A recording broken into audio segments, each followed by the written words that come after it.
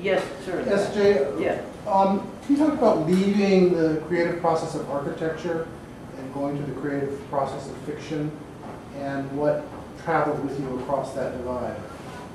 Well, that, you know, I get that question a lot, never phrased so elegantly. That was really very nice. Yeah, I was an architect for 20 years. And I became a writer during that time. And my leaving process was sort of like when you are at the seashore and you walk out into the water and, you know, you've gone 100 yards, you only have your knees. It was that gradual. I started working after my second book. I asked for time off and I started work. I mean, I asked for less time during the week and I started working 30 hours a week. Architects, you know, work 60, 70 hours a week. But I was already, by the time I was starting my third book, I was already 10 years in the firm and I was somewhat senior. And so I started working 30 hours a week, and then 25, and then 20, and, you know, and I kept, you know, rising in the firm as I'm doing this. So I was, you know, a manager. I was senior by the end, which worked really well because I was working 15 hours a week. I'd come in the afternoon, I'd look around at the project, I'd see who was doing what, I'd say, okay, now you do this, you do that, and I'd make some phone calls, and I'd leave. I'd go to the meetings, you know, I'd make notes about who was going to do what, I'd bring them back to the office. And so it worked for a while, and I tried to quit actually the year before I did, and my boss wouldn't let me because by that time it was the institutional memory. Only he and I were left from the days when I was hired. And it took me a year to persuade him that actually I only lived down the block. And, you know, he could call me whenever he needed me. And I've been back a couple times since. What I've taken with me, and this is interesting because people ask a lot about structure. And actually, no, it's not that. But what I've taken with me are really two things. One is an iterative process, because that's what architecture is. In architecture, you get an idea. You have your parameters. You have the site, you have the use of the building. You know, a hospital is different from a library. You have the budget, you have the climate, the materials, all kinds of stuff. And so you get an idea, and you start laying out that idea, and you realize that everything is working really well, and it will work even better if you do this, so you do that. And that's really good, and then you do this, but then you have to go back and change that. And the whole design process goes like this. It's a process of refining as you go along. And in the end, you might find that what you've ended up with is something really good, and it has nothing in it of your original idea. But you wouldn't have gotten there if you hadn't done this.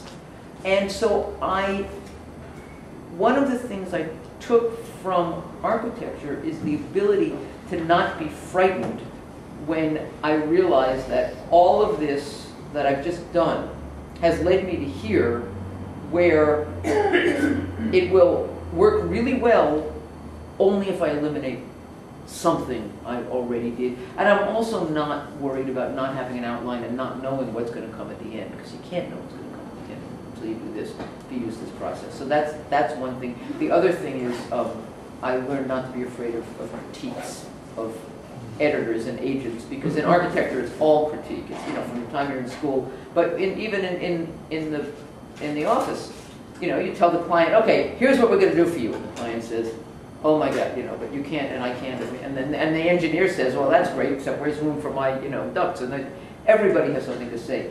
You just have to deal with it. And so those are the two things really that I took. Are you an architect? No.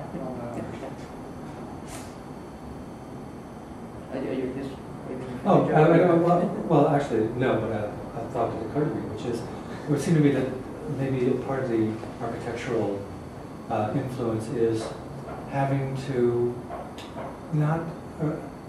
realize, to deal with what you actually have, as it were. You know, you have X number of resources, and you have. Kit Carson, the screenwriter, once said in making a film, he said you can make the film you set out to make, or you can make the film that's there to be made. Yeah. And it seems to me that the reality of mortar and stone and brick and construction materials, and the idea, they all have to come together in some, you know, in that crucial way to make that lovely building. But you actually do have, there are sort of realistic laws of, Gravity. gravity, yeah, or plot and what you want versus what you can get, what you can afford. I mean, all sort of the real politics of creativity. And there's kind of a thrill in making the film or writing the book that's there to be written. Yeah. Because that was probably the book you set out to write and you didn't know it. Yeah. That was the book that wanted to be written. There's a famous, Louis Kahn famously, took a brick and asked it what it wanted to be. That's a little too mystical for me, but there is that. All right, so let me turn this back to you, because you were a prosecutor, and what did you and now you still teach law, but you don't practice anymore. Right. So what did you take from that into your writing? Besides subject matter. Yeah, so I mean the subject matter stuff means I don't have to do a lot of research if I write crime books, which is great because I know the rhythm of an investigation. I kind of know how these things work, and so that helps. But in addition to the substance, I mean, part of it I think is just a work ethic. I mean, a lot of writers, particularly genre writers, who have to put out a book a year, but who do put out a book a year, journalists, lawyers, are a lot of them, and I think a part of it is just you got your butt in a chair typing all day, and there are a lot of people who aren't in the rhythm of doing that, and so I think just the confidence to kind of know that you can get words out is something that I think lawyers have a lot of. But I will say, in addition to that, I think that when you try cases, you learn how to tell a story, and particularly a crime story, in a way that the whole job of a trial lawyer, right? Because a trial lawyer can't just tell the story however they want, right? You're constrained by, you call up witness by witness, which is actually kind of an artificial way, right, to tell a story. It's not necessarily linear, it's witness by witness. And a good lawyer has to be able to translate for their jury, their reader, right, an interesting story despite that kind of artificial structure. And so, an opening statement doesn't necessarily say you're going to hear from witness A and then B, because that's a boring opening statement. It doesn't help them draw the connections when they're hearing from those witnesses. Another way to do it is to tell it linearly, but that's not necessarily an interesting story either. And so I think if you're a good trial lawyer, you actually think about how can I tell this story so it gets their attention early, helps them kind of do their own clue putting together when they're starting to get the information in sort of this artificial way through witnesses. And so, for example, I read that very opening scene, the next chapter begins 4 weeks earlier, right? So it's not a linear story, but I thought that scene kind of sets forth Alice's problem, right? She had this life that she thought was crummy, but wow, actually ordinariness is a pretty good thing, because now I got cops on the door telling me that nothing I said apparently added up, and some guy is dead, and they think I was making out with him. And that kind of throws, the reader is now in the pot with her. And so when you say 4 weeks earlier, and you actually show her getting the job and meeting Drew Campbell, it makes those scenes, I think, a lot more tense when the reader has already gotten a glimpse of what's really going to happen. And so I think trying cases kind of teaches people, you have to be a storyteller, basically, to give structure. I mean, you said it wasn't about structure, but I think part of what I learned is structure, That's really not always being in control of a story. You can't try a case if you're not in control of it. Is there an art to, as a trial lawyer, is there an art to the order of presenting witnesses? Oh, absolutely. I mean, yeah, I mean, I never thought of that. I was a decent trial lawyer, but there are people who are better at it, but I did study at it. I mean, you can be lazy about it. Just like there's a formulaic way to write a book. The opening crime scene, you find the body, and then you do the call out, there's a formulaic way to try a case. But the ones who are really good at it really play with the pieces the same way a writer plays with what order am I going to tell this story in. It doesn't have to be linear. It doesn't have to, what piece of information should I get that out of the victim? Should I instead have the cop say it? There really is some creativity in how you do that and how you choose to tell a story. I never knew that. I love this fact. I don't know what I'm going to do with it, but that's good. I don't think I've ever talked about that. Yeah. I have a question. You may not want to answer. Is the photograph a real photograph or is it photoshopped? What? Ooh. Of this? Yeah. No, in This the, one? No, that you just read about. Oh, I thought you were like my author photo. That's totally me, baby. No. I'm sorry. It is, the reader finds out not too far in the book, so I guess it's not too big of a spoiler. Let's just say that Alice assumes it's photoshopped and finds out otherwise. Or I should say that I won't say that. She is unable to confirm that it was photoshopped. She immediately assumes that it's photoshopped and she has someone look at it who's like an expert in these things and says, if they did it, they did a very good job. Otherwise, it's too easy. If you can look at it and show that the shadows don't match up. Right. Someone else? Why did you decide to go dive into the art worlds? Because that seems like fairly foreign from the rest of your life.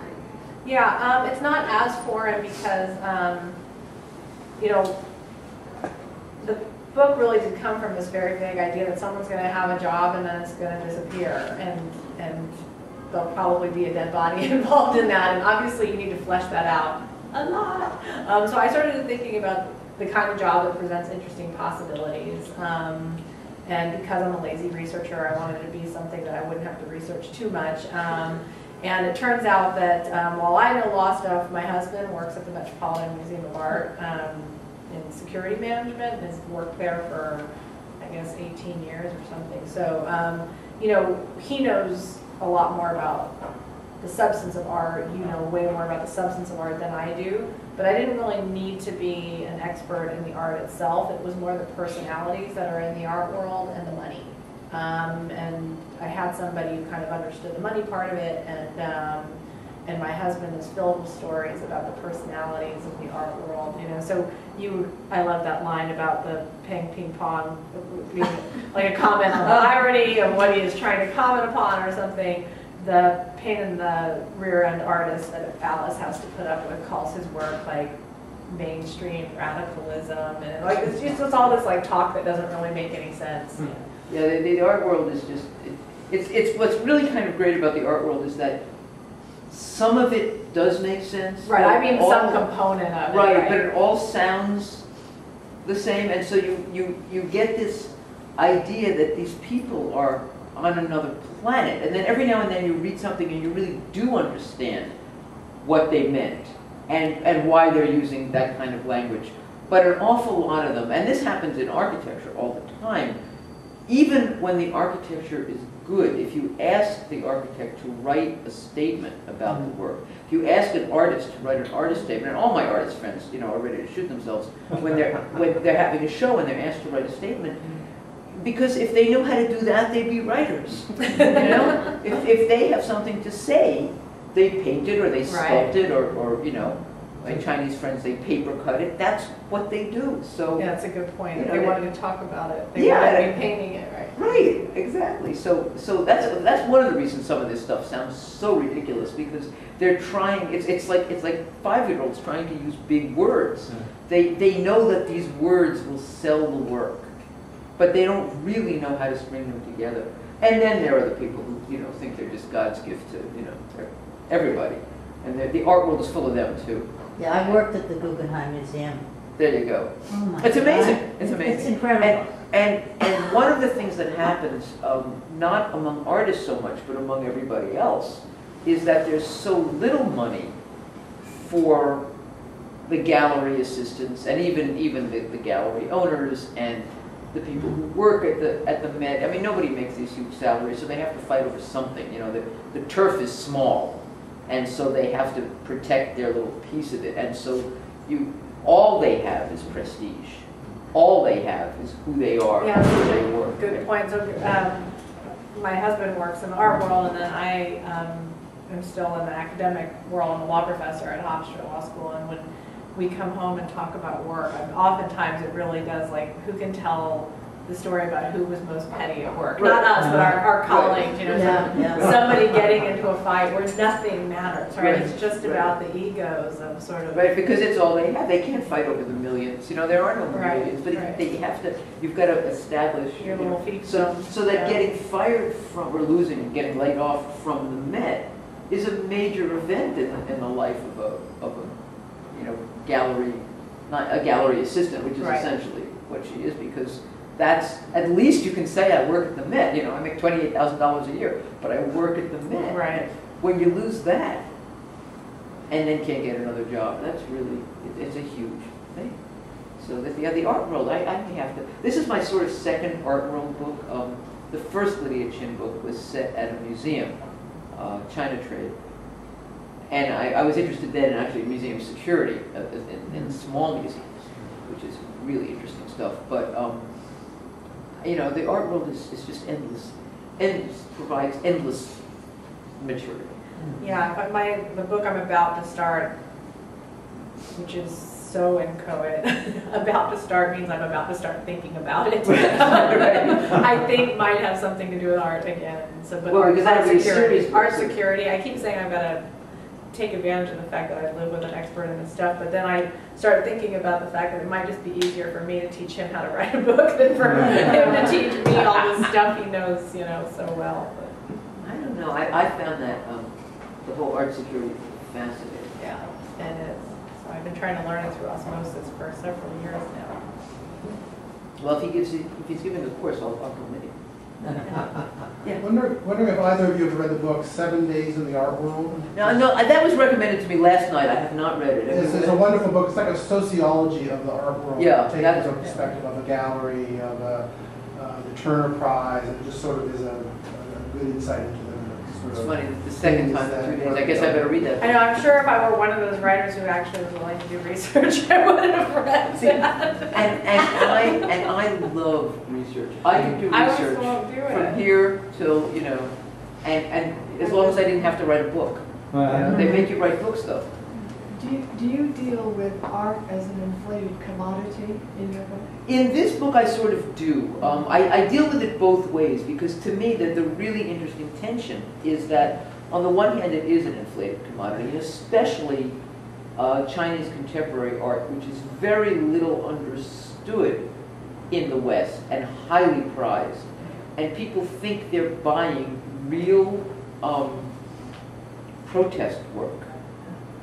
And there is a lot of that being made, but that's not what they're, you know, the stuff that's sold as that is not real. It's inauthentic, kind of emotionally and politically. But there is that other stuff that really is being made and is worth seeing, and it's an interesting tension, it's an interesting dichotomy.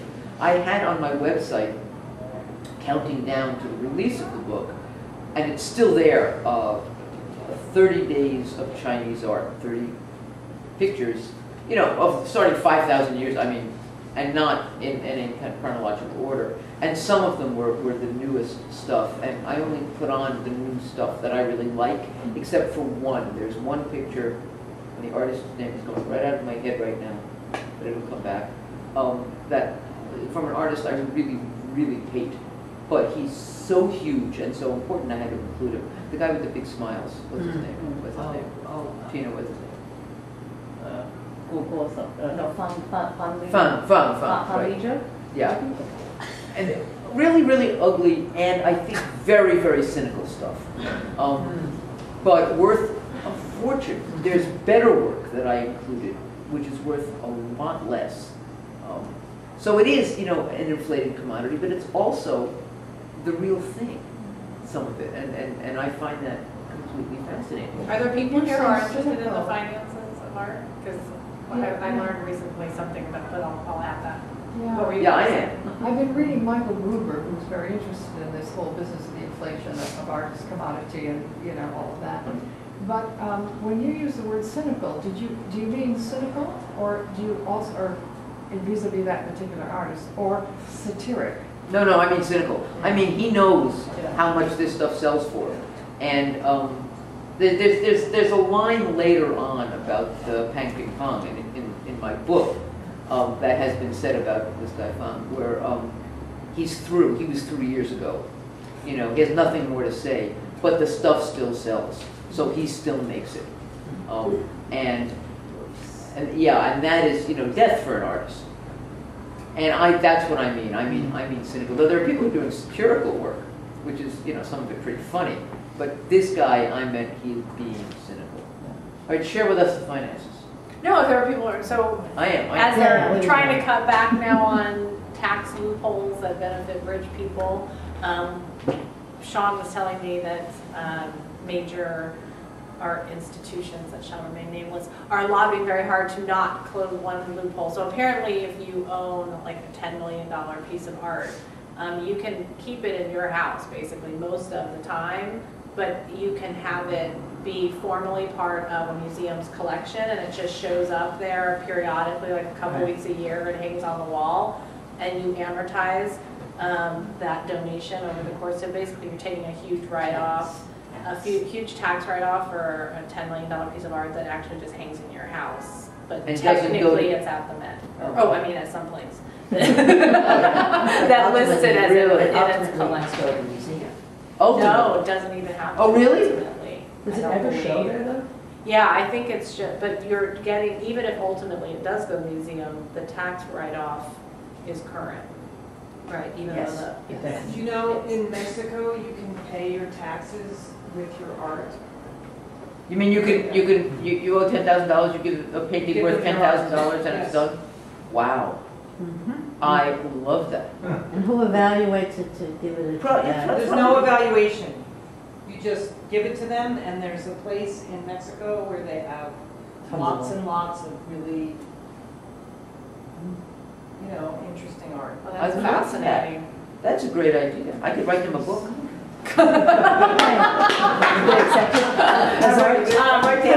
As your lawyer friend, I would advise you not to send them a book in lieu of your taxes. You're gonna get sent to the clink with Wesley Snipes if you. Oh, man. Yeah, but wait a minute. I'll go to the clink with Wesley Snipes. Can it be just us? Are there other questions? Yeah. I wondered if you had looked at Death of a Ghost or any of the works by Ngaio Marsh in which Troy Allen, Roderick Allen's wife, is an artist and becomes involved in some murders and mysteries. It seemed to me you both caught curators speak very well, but there's that whole art world thing, the struggling artists, the possibility of forgeries. Yeah, I am ashamed to say I haven't, and it has ghost in the title, so I should have. And I probably will now. Yeah, the art world appears periodically in crime novels because I guess of this, the fact that there is so much money and so much subjectivity that it's and so much fraud. There's really considerably more fraud than you know, once you start looking into it. It's unregulated too. It's unregulated, yeah. So that there's the scope for the possibilities of trouble are really kind of endless. But I have not read those. I read a couple of books about art forgery, but of course now I can't remember the names The of them. Forger's I don't think Spell. that was it. Have you read The Forger's Spell? That might have been one of Is that the ones I one read. about the forger who was taking off the Nazis? It was a fabulous book. It was really very exciting. There was a forger who made Renaissance paintings for he was making them for sale, and it turned out that it was Goering, who was a big art collector. Is that right? Goering, and a couple of the other Nazis, and they loved this, and he just kept making them. And but the book goes into the physical requirements of forged paintings and the psychological makeup of collectors. It's absolutely fascinating. The Forger's Spell, can't recommend it highly enough. That was my favorite of the art books that I read. And then I'm going to get this 7 Days in the Art World too. Do we have time for another couple of questions? One more question. Somebody have one more question? sitting here with his finger? Is that just your finger? That's just my finger, that's just my hand. If you weren't a writer, what would you be? If you weren't a writer, what But would you had be? a choice of not being an architect, not being a lawyer. I would have a plant nursery. I would be a gardener. I'd be a gardener by profession. Either I'd have a plant nursery or I'd work at the botanical gardens or something like that. I would have my hands in the dirt all Not day. a surprise. That's what I would do. And I'm not saying this to be cute, because SJ knows I've said this before, I would be an architect. All right. That's what I wish I had done. Well, in your way, you're a gardener and you're an architect. There you go. That's right. And the results are the books. I consider that a great closing line. Thank you. Wine and books.